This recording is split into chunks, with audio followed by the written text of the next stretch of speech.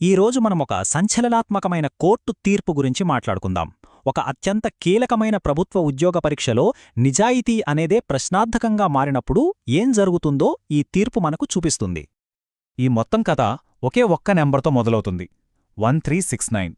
ఇంతమంది అభ్యర్థులకు అచ్చం ఒకేలాంటి మార్కులొచ్చాయి. ఇది నమ్మటానికి కాస్త కష్టంగా ఉంది గదూ, కాని ఇదే నిజం. ఈ 1369 అనే సంఖ్య ఒక పెద్ద చిక్కుముడిలో కేవలం ఒక చిన్న భాగం మాత్రమే. ఈ చిక్కుముడి చివరికి ఒక పెద్ద న్యాయ పోరాటానికి దారితీసింది.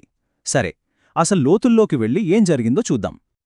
అయితే ముందుగా అసలు ఈ పరీక్షకు ఎందుకంత ప్రాముఖ్యత, ఆ విషయం అర్థం చేసుకుంటేనే ఈ వివాదం తీవ్రత మనకు తెలుస్తుంది.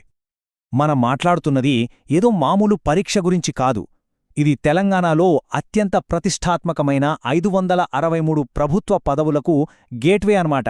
అంటే ఎంతో ప్రభావవంతమైన కెరీర్కు ఇది తొలి అడుగు.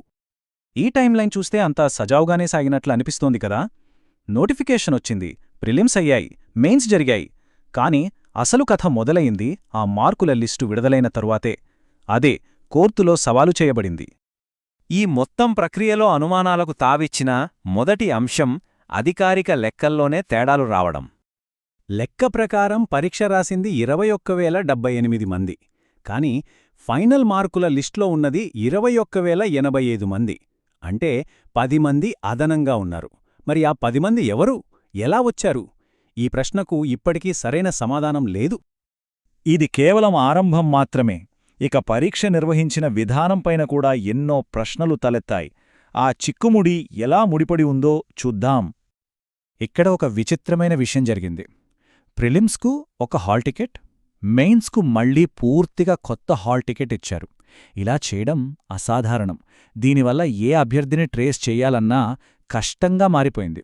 ముఖ్యంగా ఆ అదనంగా వచ్చిన 10 మంది ఎవరనేది తెలుసుకోవడం దాదాపు అసాధ్యమైపోయింది. అంతేకాదు, ఎగ్జామ్ సెంటర్లను కూడా జెండర్ ఆధారంగా కేటాయించారు. అంటే కొన్ని సెంటర్లు కేవలం మహిళలకు, కొన్ని కేవలం పురుషులకు అన్నమాట. ఇలా యాదృచ్ఛికంగా కాకుండా కేటాయించడం పక్షపాతానికి దారితీస్తుందని, ఇది రాజ్యాంగ విరుద్ధమని పిటిషనర్లు గట్టిగా వాదించారు. ఇప్పుడు వరకు చూసినవన్నీ ఒక ఎత్తైతే, ఇప్పుడు మనం చూడబోయేది మరో ఎత్తు. అదే ఫలితాల్లో కనిపించిన అత్యంత దిగ్భ్రాంతికరమైన విషయం. ఇది నేరుగా కోర్టు పత్రాల్లో ఉన్న వాక్యం. పక్కపక్కనే హాల్ టికెట్ నంబర్లు ఉన్న వాళ్లకు కూడా అచ్చం ఒకే మార్కులు రావడం తమను షాక్కు గురిచేసిందని పిటిషనర్లు చెప్పారు. ఇది గణాంకపరంగా జరగడానికి అవకాశం చాలా తక్కువ. ఉదాహరణకు ఇది చూడండి. 2 వరుస నంబర్లు 240,924 మరియు 240,927. ఇద్దరికీ ఒకే మార్కు వచ్చింది, 253. ఇది ఎలా సాధ్యం? ఈ ఒక్క ఉదాహరణ చాలు పరిస్థితిని అర్థం చేసుకోవడానికి. ఈ సమస్య ఇంకా పెద్దది కావడానికి కారణం పేపర్లు దిద్దిన విధానం. ఒక్కో సెంటర్కు చెందిన పేపర్లను ఒక్కోచోట దిద్దారు. దీనివల్ల కొన్ని సెంటర్లోని అభ్యర్థులకు విపరీతంగా టాప్ ర్యాంకులొస్తే మరికొన్ని సెంటర్ల నుండి ఒక్క టాప్ ర్యాంకు కూడా రాలేదు. దీన్ని బట్టి కొంతమంది మూల్యాంకనం చేసేవాళ్లు చాలా ఉదారంగా మార్కులు వేశారని స్పష్టంగా తెలుస్తోంది. సరే, ఇంతకీ ఈ పేపర్లు దిద్దింది ఎవరు? ఈ సందేశాస్పదమైన మార్కులు వేసింది ఎవరు? ఈ ప్రశ్న చాలా కీలకం. టీపీఎస్సీ ఏమో పేరున్న యూనివర్సిటీల నుండి సబ్జెక్టు నిపుణులతో మూల్యాంకనం చేయిస్తామని గట్టిగా చెప్పింది. కాని పిటిషనర్ల ఆరోపణ ఏంటంటే రిటైరైన ప్రొఫెసర్లు చివరికి ఒక ప్రైవేట్ ట్యూటర్తో కూడా పేపర్లు దిద్దించారు.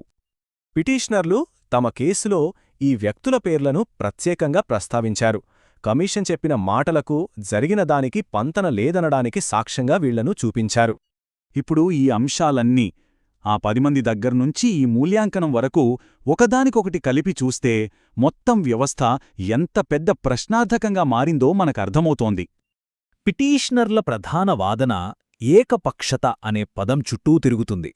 అంటే నిబంధనల ప్రకారం కాకుండా ఇష్టమొచ్చినట్టు చేయడమన్నమాట. ప్రభుత్వ సంస్థలు ఇలా అస్సలు చెయ్యకూడదు.